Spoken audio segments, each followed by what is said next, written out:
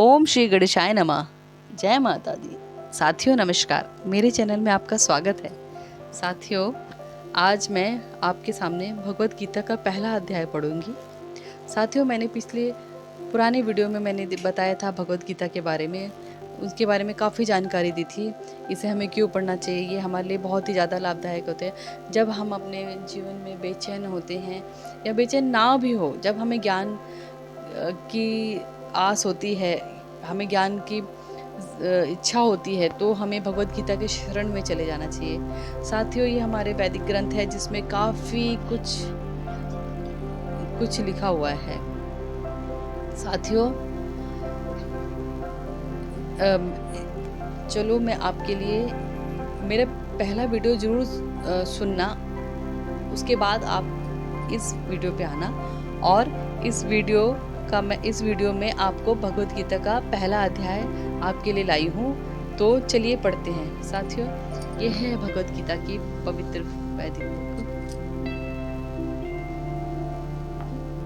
साथियों, देखिए भगवत गीता की बुक, ये देखिए साथियों, दर्शन कीजिए। इसमें सारे अध्याय हैं। प्रथम अध्याय, द्वितीय अध्याय, तीसरा अध्याय, चौथा अध्याय,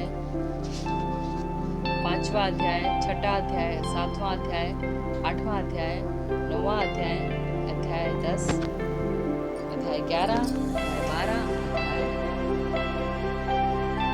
13, अध्याय 14, अध्याय 15, अध्याय 16, अध्याय 17, अध्याय 18। तो आज हम अध्याय 1 का, प्रथम अध्याय का पहला श्लोक पढ़ेंगे। चलिए दर्शन कीजिए। साथियों, भगवत गीता के दर्शन है।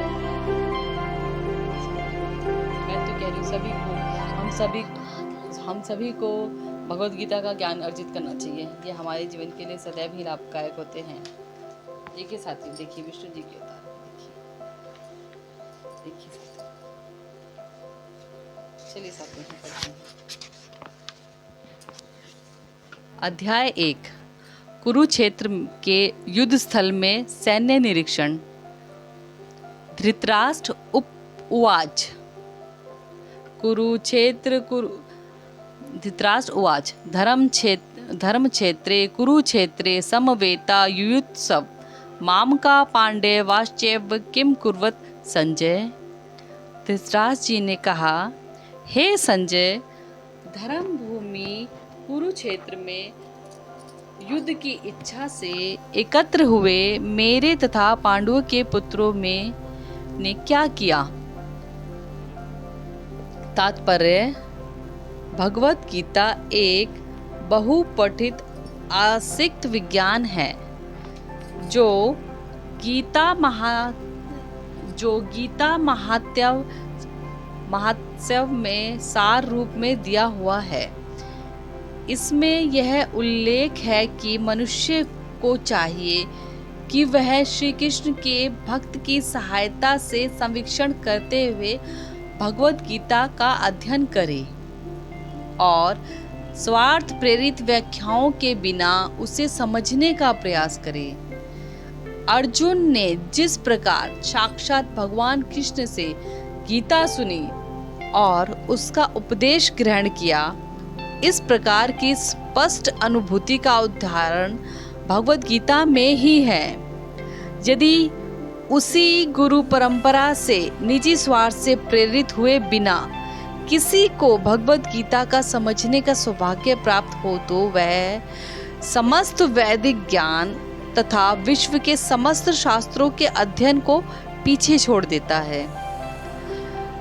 पाठक को भगवत गीता में न केवल अन्य शास्त्रों की सारी बातें मिलेंगी, अपितु ऐसी बातें भी मिलेंगी जो अत्यंत कहीं उपलब्ध नहीं है, जो कहीं भी उपलब्ध नहीं है अन्यंत्र। यही गीता का विशिष्ट मानदंड है। स्वयं भगवान श्री कृष्ण द्वारा साक्षात उच्चरित होने के कारण यह एक पूर्ण आसिक्त विज्ञान है। जिस तरह अर्जुन निस्वार्थ होके श्री कृष्ण के शरण में गए थे, तब उनको ज्ञान अर्जित मिला था भगवत गीता का। वही भावना, वही निश्चल भावना, वही निस्वार्थ भावना से हमें इस ज्ञान को अर्जित करना है। महाभारत में एक वर्णित धृतराष्ट्र तथा संजय की वार्ताएं इस महान दर्शक के मूल सिद्धांत का कार्य करती हैं। माना जाता है कि इस दर्शन की प्रस्तुति कुरुक्षेत्र के युद्ध स्थल में हुई, जो वैदिक युग में पवित्र तीर्थस्थल था। इसका प्रवचन भगवान द्वारा मानव जाति के प्रथम प्रदर्शन हेतु तब किया गया जब वे श्लोक में स्वयं उपस्थित थे।